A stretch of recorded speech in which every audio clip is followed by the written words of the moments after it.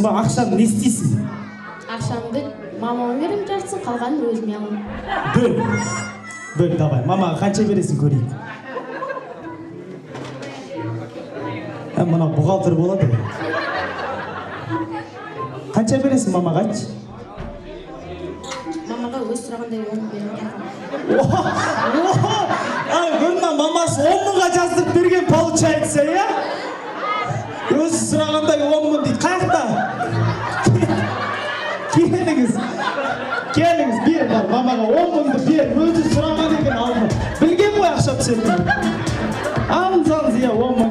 Я. Қалғанын не істейсің? Қалғанына киім алам. Апаның той еді ғой дегенім ғой, енді білмеймін ғой енді. Сіз 10 мыңды не істейсіз?